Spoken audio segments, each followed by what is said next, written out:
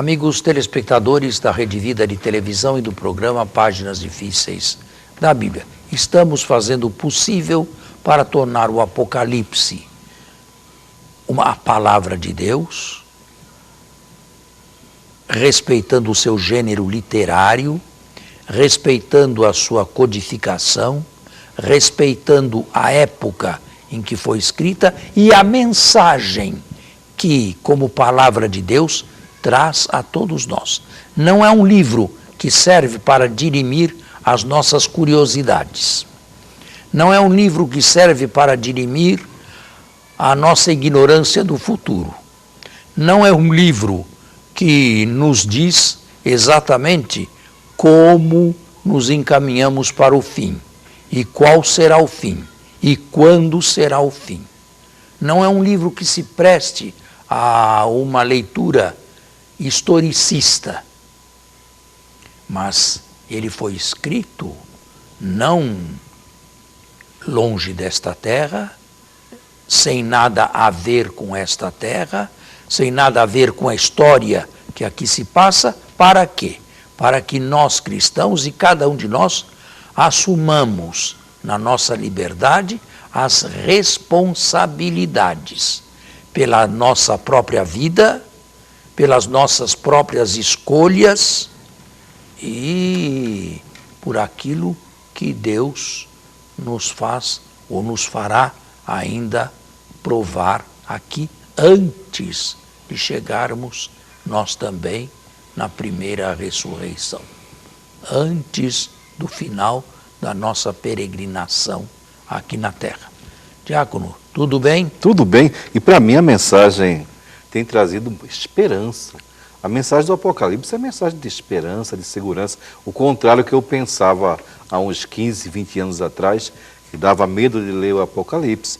E creio que alguém aí, por trás da tela, pode estar pensando assim, né? Então também a intenção é desmistificar esse medo, esse terror, pelo livro do Apocalipse. E saber, sobretudo, que aqui se trata de castigos ainda medicinais. Porque a respeito da condenação eterna, o Apocalipse é muito parco em palavras. A respeito daqueles que não chegarão à própria meta. Aqueles que receberam a marca da besta, como iremos ver mais adiante. O Apocalipse é muito discreto nisto. Tudo isto que lemos são sinais de advertência para aquele que tem a luz da fé, para aquele que quer enxergar o mundo com os olhos de Deus e não simplesmente com os olhos dos homens, que aqui embaixo mais se desentendem do que se entendem. É verdade, infelizmente. Vamos lá então? Então vamos avançar, vamos continuar, né, de onde paramos. Sabe onde paramos? Sim, sim. No capítulo 6 ainda. Estamos no capítulo 6? Ainda estamos no capítulo 6. E vamos ao versículo 11, não? Isso não, acho mesmo. que já fomos. Já fomos. Já comentou sobre o 11. Então, versículo 12. Que é o sexto selo. O sexto selo. Vi quando ele abriu o sexto selo. Houve um grande terremoto. O sol tornou-se negro como um saco de crina e a lua inteira como sangue. As estrelas do céu se precipitaram sobre a terra, como a figueira que deixa cair seus frutos, ainda verdes, ao ser agitada por um vento forte. O céu afastou-se, como um livro que é enrolado. As montanhas todas e as ilhas foram removidas de seu lugar. É a grande sinfonia do ocaso. Sinfonia do ocaso. Do final.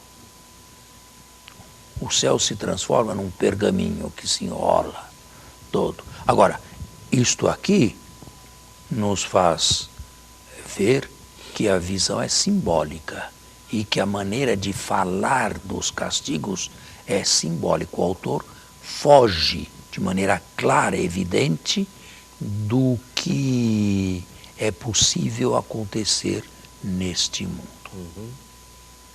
Quando fala, por exemplo, que as estrelas cairão como purpurinas do céu, ou como figos de uma figueira.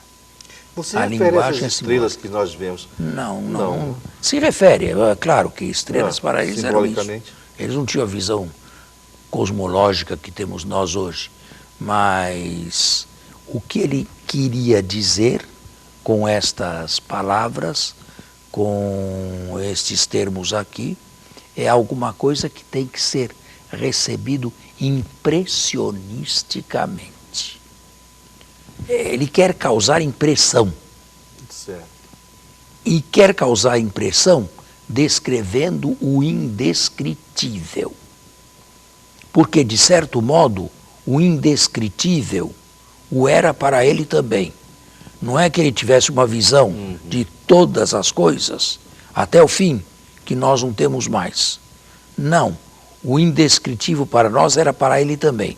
Mas ele não tem palavras adequadas para descrever o que não se pode descrever, o que não cabe em palavras humanas. Então, usa este linguajar impressionista, porque o símbolo, embora tratado como símbolo, fala mais à emoção, ao coração, do que a linguagem lógica e, sobretudo, colocada dentro dos freios do bem pensar. Entendi. Deu para entender? De toda forma é impactante, né? Causa impacto quando nós fazemos essa leitura aqui. E é exatamente isto que ele quer demonstrar. Mostrando também, ao mesmo tempo, que o mundo não vai de progresso em progresso e que o progresso mundano ou o progresso da tecnologia nem sempre é sem ambiguidades, nem sempre é isento de problemas maiores e que não podemos nos dobrar diante do Deus ciência. Como estamos hoje. Como desejava Freud antes da sua morte em 39. Devemos nos curvar, o nosso logos, dizia ele, é a ciência. A ela ou diante dela nos devemos curvar. Isto, antes ainda de morrer e ter ouvido os bombardeios nazistas de Londres, antes da própria morte, fruto do progresso. As bombas vieram da onde? E a Segunda Guerra começou com bombas aéreas e terminou com uma bomba nuclear, com uma bomba atômica. Isto tudo o que é? É o progresso. Veja como o progresso é ambíguo e às vezes nocivo. Estamos a ver e acostumados a ver apenas as luzes do progresso, mas existem as sombras também, que normalmente não vemos ou não prestamos atenção a elas. A internet é uma coisa maravilhosa, mas quanta porcaria na internet. E como deixam pessoas, crianças sobretudo, assim sem muito juízo e equilíbrio, completamente desequilibradas. Fruto do progresso. Então todo o problema está na raiz, que é o coração do homem, né? Não está no progresso ou não. Não, está naquele que fabrica estas coisas, que, forma de usar. Como falou, tem uma vida distorcida diante de Deus. Certo? Certo. E agora vem a nomeação de todos os habitantes da Terra, um por um. Este flagelo aqui, este sexto selo, não poupa ninguém. São 7 grupos, indicando totalidade. Certo. Então aqui eu li, né? 15. As montanhas todas e as ilhas foram agora. removidas do seu lugar. Os reis da terra, os magnatas, 2. os capitães, 3. os ricos, 4. os poderosos, 5. todos os escravos e os homens 6. livres esconderam-se nas cavernas e pelos rochedos das montanhas, dizendo aos montes e às pedras: desmoronai sobre nós e escondei-nos da face daquele que está sentado no trono e da ira do Cordeiro. Não adianta mais querer, depois de tudo isso, esconder-se de Deus. É uma veleidade ou é algo que jamais sucederá. Sabe, os homens já perceberam que algumas coisas levaram para o mal e são perigosas. As bombas atômicas que mencionei há pouco. Agora, desesperados e aterrorizados, sentam-se em mesas de negociações e vamos tratar da paz, ou pelo menos do modo como não proliferar a ciência nuclear. Não proliferar isto. Se uma bomba dessa cai nas mãos de um louco, nas mãos de um ditador desequilibrado, a Terra voa, a Terra sai do seu espaço. Vai embora. O progresso, a ciência, é uma arma de dois gumes. É como o cobertor do pobre. Se puxar para cima, descobre o pé. Se puxa para baixo, descobre a cabeça. Está sempre no bojo o bem e o mal.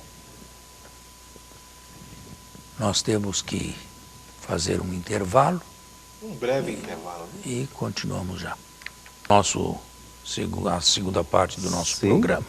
Eu terminei, me parece, o capítulo 6. Estamos concluindo. Sim.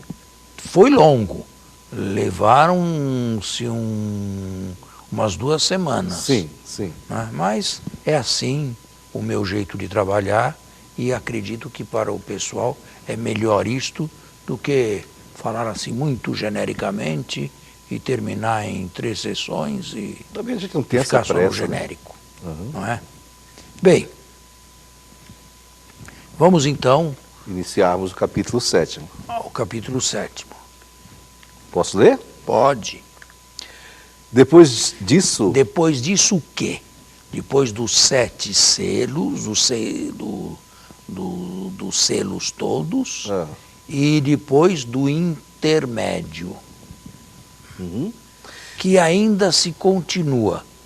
O intermédio entre os selos vai do versículo, do capítulo 6, versículo 12 e seguintes até o 17, certo.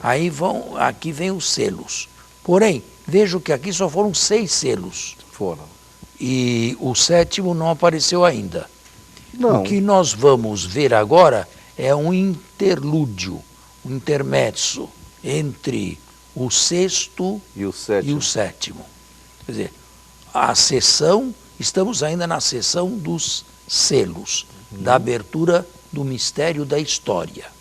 Vimos 6 Certo. selos e agora, antes da abertura do sétimo, um intervalo. Quer dizer, começamos agora um intervalo.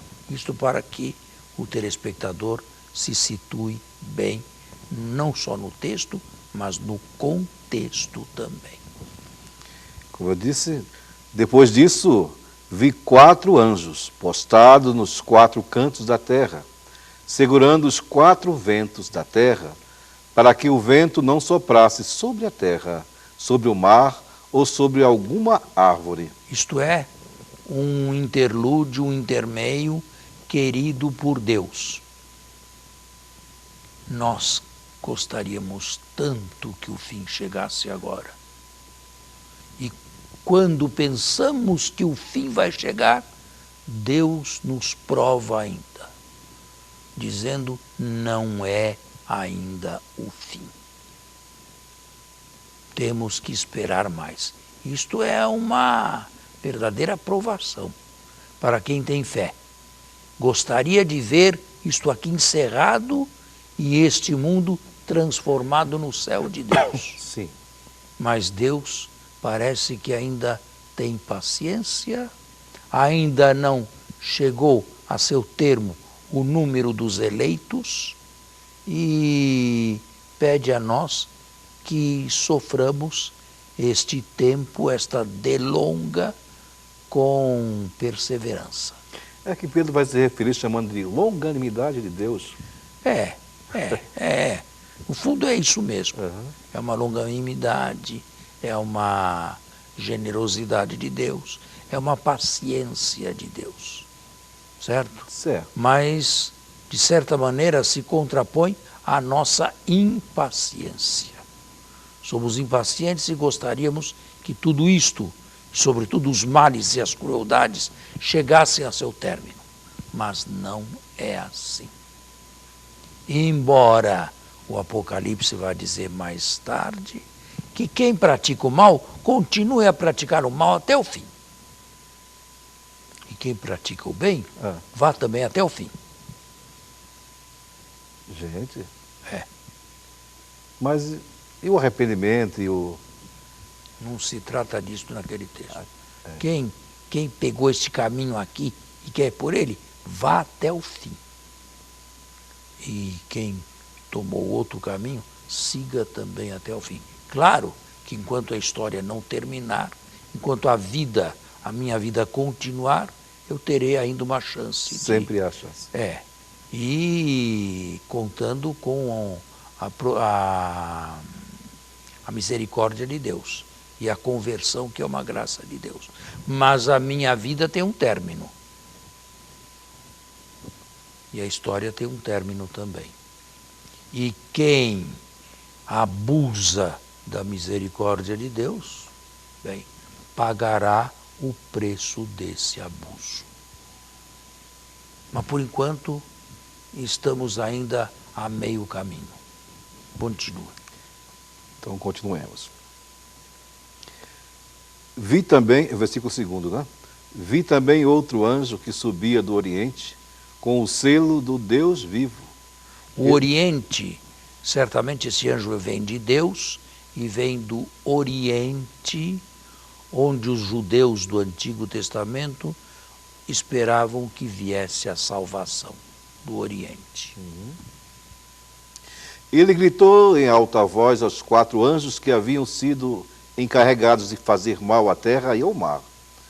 Não danifiqueis a terra, o mar e as árvores, até que tenhamos marcado a fronte dos servos do nosso Deus. Bom, então, o texto aqui nos diz que os que querem fazer o bem, os que querem fazer a sua vontade, os que lutam para trazerem a si os traços de Jesus, estes contam com uma proteção especial de Deus. O texto aqui é tirado de Ezequiel, capítulo 9, que também fala dos judeus que não aceitavam aquela idolatria e todos os escândalos que dela provinham, também foram marcados com um sigilo, ou seja, uma proteção especial de Deus. O texto é simbólico, evidentemente, mas no seu simbolismo ele é claro. Quem deseja fazer a vontade de Deus e a quer de todo o coração, estes recebem uma proteção de Deus que os leva até o fim sem que tombem ou para a direita ou para a esquerda. Perseveram. Perseveram no bem, por graça de Deus, até o término. Certo. Ouvi então o número dos que tinham sido marcados, 144 mil. 144 mil é um número que deu muito a pensar e até hoje, e até uma seita existe aí baseada nesse número. 12 vezes 12 vezes 1000. 12 ao quadrado multiplicado por 1000. É o símbolo de um número perfeito. Só isto. Mais nada. Nada a ver com os apóstolos, nada a ver com Nada. Isto é, tem a ver sim. 12, o primeiro 12 pode ser as tribos. As tribos do Antigo Testamento. O segundo 12 pode ser o número dos apóstolos do Novo Testamento, mas isto multiplicado por um número ingente, por 1000. E no fundo ele vai dizer, no final ele vai dizer, uma multidão incontável. Portanto, não são apenas 144 mil os escolhidos. É uma maneira simbólica de transcrever ou de transmitir o intransmissível. De todas as tribos dos filhos de Israel, da tribo de Judá, 12.000 foram marcados. Judá em primeiro lugar, pois foi a tribo de Jesus. Da tribo de Ruben, 12.000. Da tribo de Gade, 12.000. Da tribo de Azer, 12.000. Da tribo de Neftali, 12.000. Da tribo de Manassés, 12.000. Da tribo de Simeão, 12.000. Da tribo de Levi, 12.000. Da tribo de Issacar, 12.000. Da tribo de Zebulon, 12.000. Da tribo de José, 12.000. Da tribo de Benjamim, 12.000 foram marcados. Aqui está Manassés É, em lugar de Efraim. Só Efraim é o isto. norte, é. Só isto, mais nada.